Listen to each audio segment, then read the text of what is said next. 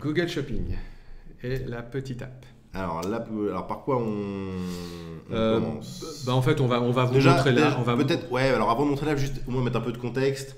Expliquer ce qu'est. Ouais, alors Google Shopping, bon, je pense que ça, vous savez, ou peut-être pas d'ailleurs, donc je vais vous montrer tout de suite. Voilà, on va faire une requête dans Google, on va taper, Google, je sais pas moi. Google, moteur de recherche. Donc, moteur de recherche, il indexe des pages, il les classe et il les repropose à ses visiteurs en fonction des recherches qu'il Pour rester dans le thème, j'ai tapé télévision. Donc, il y a trois types, on va dire, de résultats qui sortent sur Google. Vous avez les résultats naturels et vous avez les résultats payants. Et dans les résultats payants, donc ce sont les deux autres types de résultats. Vous avez tout ce qui est Google Ads, donc l'achat de mots-clés.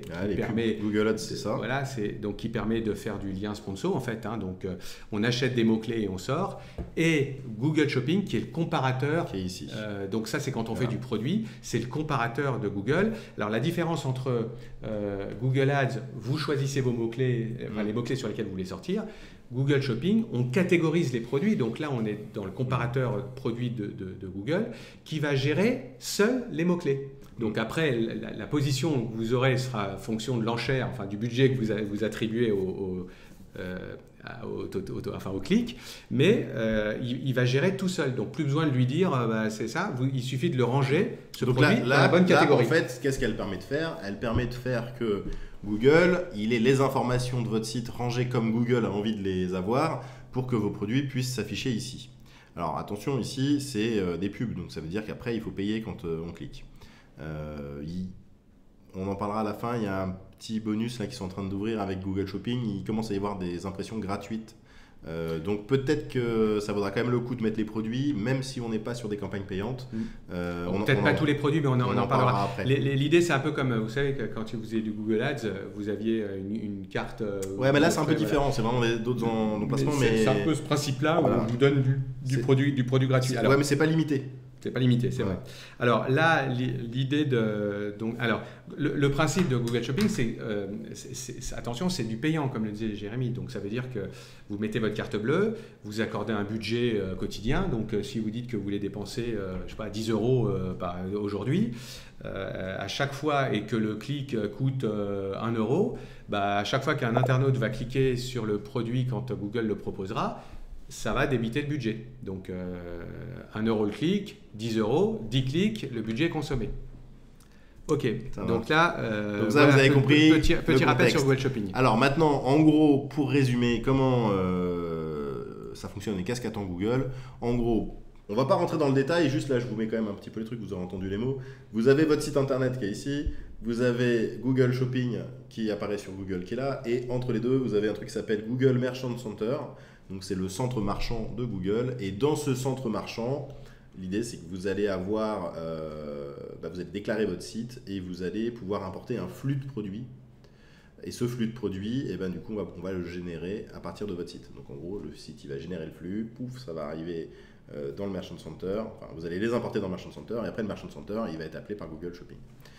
Ceux qui ont déjà fait l'histoire des produits Facebook, tout ça, c'est un peu la même idée. Et pour voir ça, on va aller du coup tout de suite dans l'app. Donc l'app, elle s'appelle Export Google Shopping. Donc moi, j'ai déjà activé mon app. Alors on a un petit peu expliqué son fonctionnement à côté. Alors attention, c'est une version bêta, vous ne la verrez pas pour l'instant. Elle sera proposée, vous serez informé quand elle sera proposée.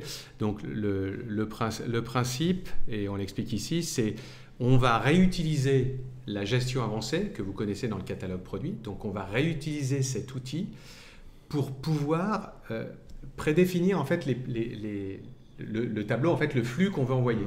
Donc du coup, cette gestion avancée, elle est bien pratique, et on va pouvoir soit travailler ligne à ligne, soit travailler en masse comme on le fait dans la gestion avancée. On va voir ça tout de suite. Donc là, on va aller dans la gestion des exports, hop, ici.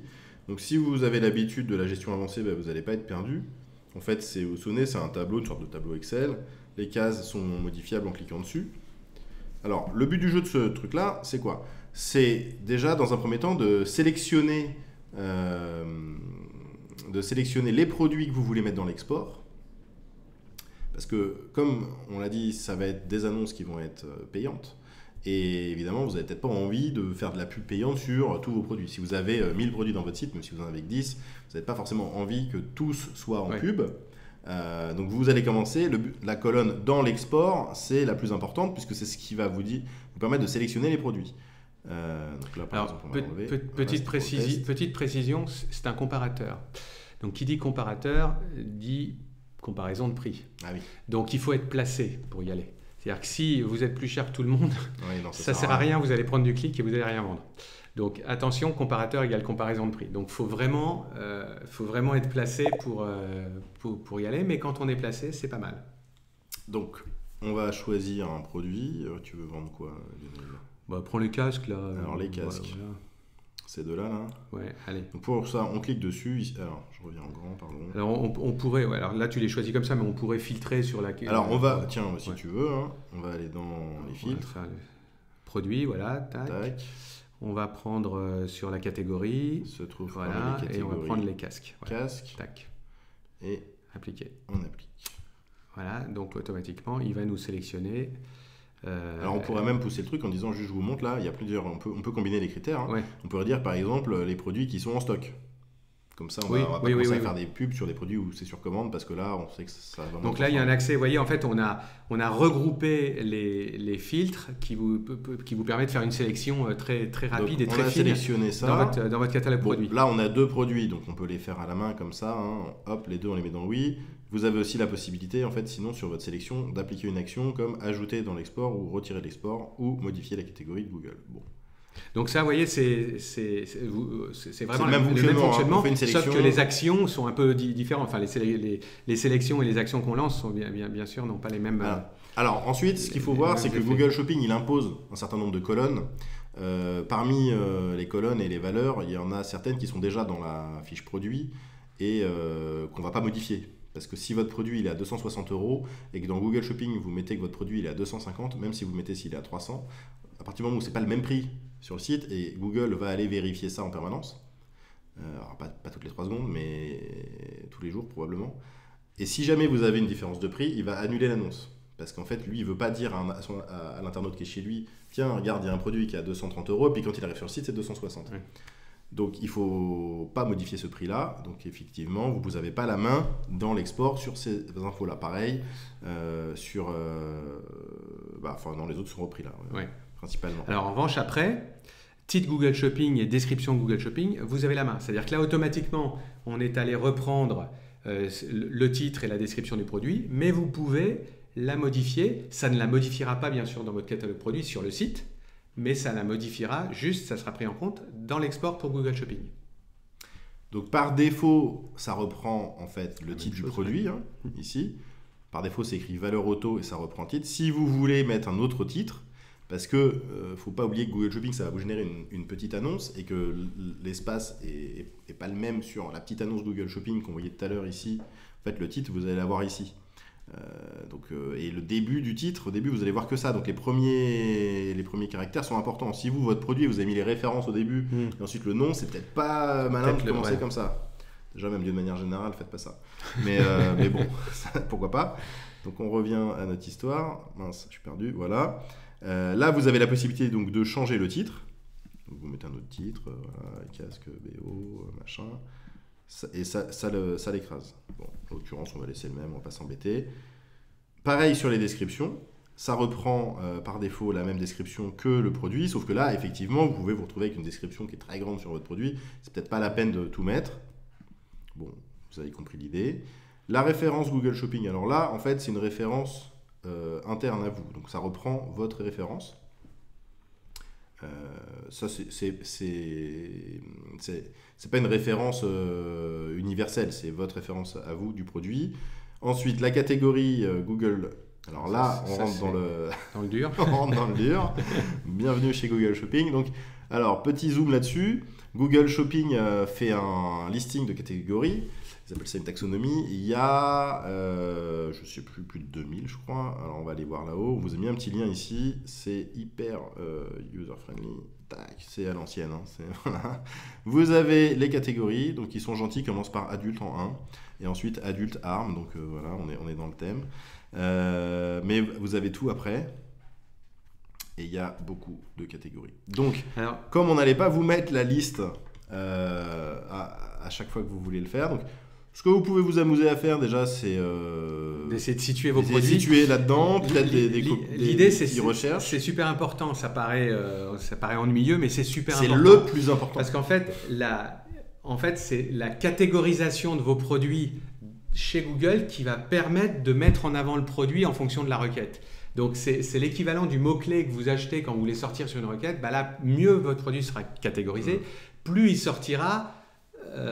Ça va beaucoup l'aider. Ouais. Et puis Bon, après, le texte que vous allez mettre dans la description, il est important aussi. Donc, n'hésitez pas à en mettre beaucoup.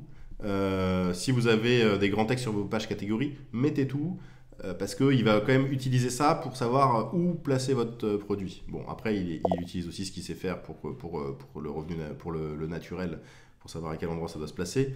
Mais voilà, le texte est important, la catégorie. Donc là, on en avait fait une, là. On va vous montrer. Donc on arrive là. Là, on a mis un champ en fait, qui va vous faire une présélection. Donc si vous mettez par exemple casque, hop, ça va normalement présélectionner. Voilà. Donc là, il me propose des casques de vélo. Non, c'est pas ça. Équipement sportif. Ah, alors accessoires pour écouteurs. Ouais, c'est bien ça. Pas mal ça. Donc on va mettre ça. Voilà, on a mis nos deux catégories. La marque. Alors, la marque, là pour le coup, il faut que ce soit une vraie marque. Sinon, ça sert à rien. Et GTIN, donc c'est un numéro de série un peu universel. C'est l'équivalent un peu du code barre, on va dire. Si vous avez un produit qui est référencé avec le GTIN, mettez-le, ça va permettre à Google de bien comprendre de quoi on parle et de placer votre produit quand ça sera pertinent. Bon là en l'occurrence on ne s'est pas embêté d'aller le chercher. Là voilà, donc là en fait on a préparé notre export.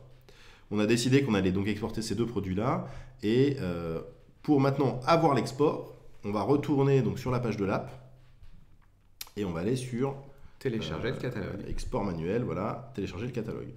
Donc je clique ici, ça m'ouvre un petit fichier. Alors je vais vous l'ouvrir pour que vous ayez un peu est-ce que je vais... Non mais c'est un peu moche. Un fichier quoi. Ouais, c'est un fichier très technique, un peu texte. Je voudrais quand même vous montrer ça, mais bon. Le problème c'est que ça s'ouvre pas dans le bon truc. Bon, c'est pas très grave. On va aller voir vite fait quand même. Ouais, voilà. Je vais essayer de vous le mettre là comme ça. Est-ce que je peux faire ça? Ah oui, mais il me le retélécharge. Bon, bah, c'est pas grave. Vous l'ouvrirez vous-même. C'est un CSV. Touchez pas ce qu'il y a dedans. Tout est formaté pour Google. C'est du texte ça reprend les infos de vos produits et rangé dans des colonnes. Voilà. En gros, c'est ça. Donc, pour aujourd'hui, le but du jeu, c'est pas de vous apprendre à utiliser Google Shopping. Ça, c'est vraiment un truc un peu gros. L'idée, c'est plus, si vous faites déjà du Google Shopping ou que vous faites accompagner par, je sais pas, une agence ou des gens qui savent le faire, au moins, vous pouvez leur dire, je peux générer le fichier avec mon flux produit qui va passer directement dans Merchant Center pour Google Shopping. C'est la partie la plus importante, en fait, puisqu'il faut qu'il ait les produits et les infos des produits. Je vais vous montrer rapidement en fait si pour les plus aventuriers de vos qui ont envie d'y aller, les plus audacieux, aventureux, je sais pas. Voilà, en gros, on fera peut-être une démo un peu plus poussée plus tard, mais en gros, vous avez votre flux. Alors on n'est pas, j'insiste, on n'est pas du tout structuré pour le coup pour faire du support sur ce sujet, sur Merchant Center. On peut absolument pas vous aider. Donc si ceux qui y vont, ils ont le fichier, en quelque sorte, il y a plein de tutos, il y a plein de Google, vous pouvez apprendre, etc. Peut-être qu'on proposera dans l'avenir avec Quentin, avec Alexandre, j'en sais rien, peut-être qu'on proposera de l'aide là-dessus, mais pour l'instant, malheureusement, on n'a pas le temps, c'est long à chaque fois, il faut passer du temps, et puis il faut le suivre après. Mais ça peut booster les ventes. Donc, on a un certain nombre de sites business, pour ceux qui qui s'aventurent un peu dans le truc, je vous donne quand même rapidement deux, trois petits trucs. Là, en gros, j'ai créé mon flux. Donc, quand vous allez faire votre étape à un moment donné, vous allez avoir votre flux. Et ce flux, il est associé en fait une page Google Sheet. Google Sheet, c'est Excel dans Google. Voilà. Donc, en fait, vous l'avez ici. Je vous montre quand même les deux, trois petits trucs. Hop, ça va vous ouvrir en fait un espèce d'Excel qui est comme ça.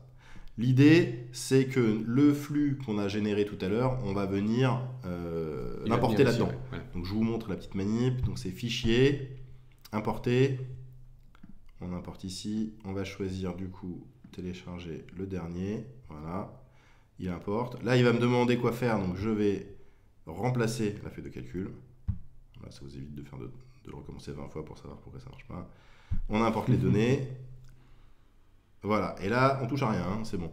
Donc, vous voyez, c'était l'export de tout à l'heure, il était là. En fait, on retrouve les valeurs. Bon, voilà, c'est un peu technique. Il n'y a rien d'autre à faire, hein, ça sauvegarde tout seul, donc je peux même le fermer. Hop, je me retrouve ici. Et là, le but du jeu, c'est de faire ensuite récupérer maintenant le deuxième petit bouton. Alors, si vous ne le faites pas, normalement, il y a un paramétrage, il va le faire tous les jours, mais au moins comme ça, vous faites-le parce qu'il y a des chances que ça marche pas du premier coup. Vous attendrez pas 24 heures pour rien. Ils peuvent être assez chatouilleux quand même, dès qu'on est dans les imports comme ça. Donc là, en fait, vous faites récupérer maintenant, il va mouliner. Donc je vous l'annonce déjà, moi, mes 2 produits vont être refusés parce que je suis sur un merchant center qui est paramétré pour un site. Et on a pris le site de démo qui va pas avoir la même URL, donc il va me dire, voilà, vous n'avez pas la bonne URL, machin. Mais dans l'idée, c'était de vous montrer les 3-4 étapes un peu clés pour importer comment on passe de notre fichier CSV à il est dans Merchant Center. On ne vous fait pas toute l'histoire, mais au moins on termine au moins ça pour que vous sachiez comment faire pour intégrer les produits. Alors après, c'est un petit peu la moulinette de Google qui tourne.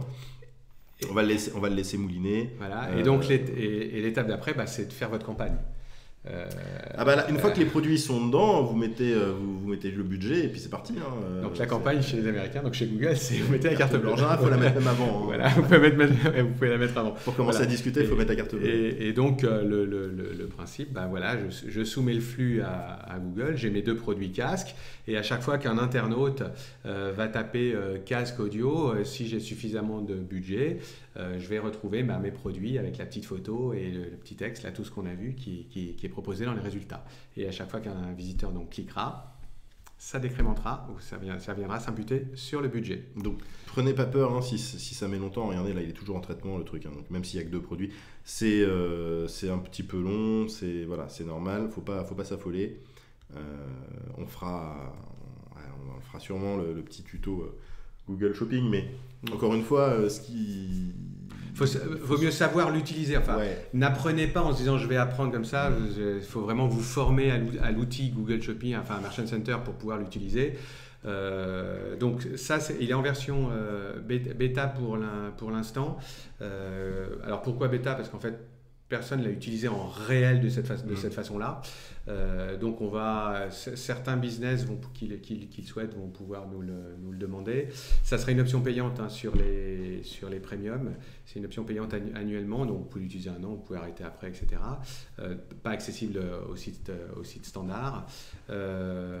Voilà, donc quand il sera disponible, vous serez informé. Est-ce qu'on nous a fait la remarque récemment sur le fait que tout le monde n'est pas forcément au courant des lives, des nouvelles fonctionnalités. Donc on va essayer plus régulièrement de vous informer au travers d'emailing, de vous dire plus régulièrement ce qui a été fait, de le rappeler et d'envoyer les liens sur les vidéos. Donc là, je pense que prochainement, on va essayer je vais voir quand Quentin va se charger de l'opération et va vous pousser de l'info dans ce sens pour justement vous dire un petit peu toutes les nouvelles fonctionnalités qui sont arrivées ces derniers mois.